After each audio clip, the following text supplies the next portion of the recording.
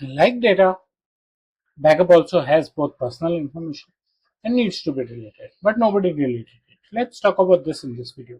Welcome to my YouTube channel where you regularly see new content on data privacy. We are going to talk about old backups that nobody deleted in the system. It's slightly unfair, actually unfair. Migration happened, systems got migrated, upgraded, data moved, and old infrastructure retired. And many people call it an upgradation. It's an upgradation, yes, but an upgradation is replacement. You buy a new storage and you move all your data from one storage to another storage.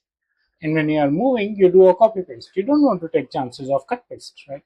I mean, I'm not getting into the technicalities of how do you do that, but at a time, the data stays on both the storages. The only problem is the moment it becomes operational on the new one, no one bothers about the copy on the old one. Many organizations would just junk the storage as it is. So internal data migration happens. Old data remains untouched, storage never got reviewed, and historical copies survived in the system quietly. They stayed there quietly, not changed. Old copies are there.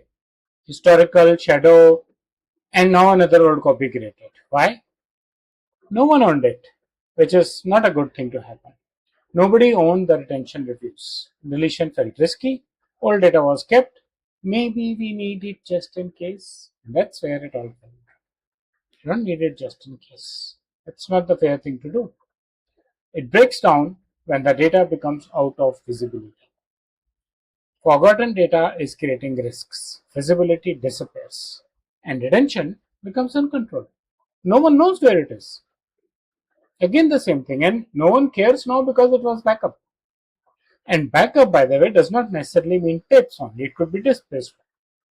It may also be just copy pasting and keeping somewhere else, or creating a backup of data as a dump before migrating the storage.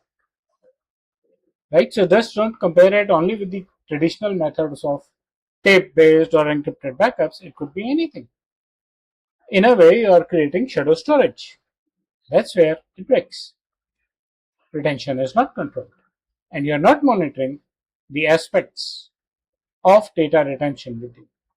Organizations end up focusing on the backups. Good, backups protect, but you need to delete them or recycle them, or what we say is retention. Old backups keep accumulating is not the right thing to happen. They miss out on the fact that retention is not operational, retention is mandatory. Backups do have personal data, and archive systems also still matter, so you cannot just ignore things like that. DPDP says storage limitation, which means you are not using excess storage. Purpose limitation, which means the data is being used and stored only for the purpose it was collected for.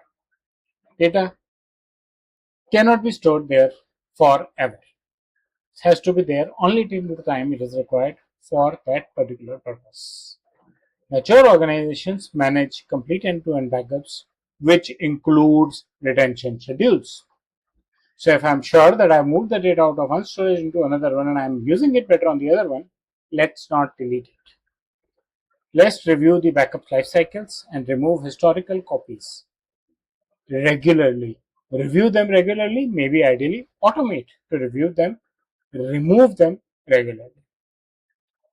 Keeping them there, the old backups, and in case you have created shadow storage, can become very risky.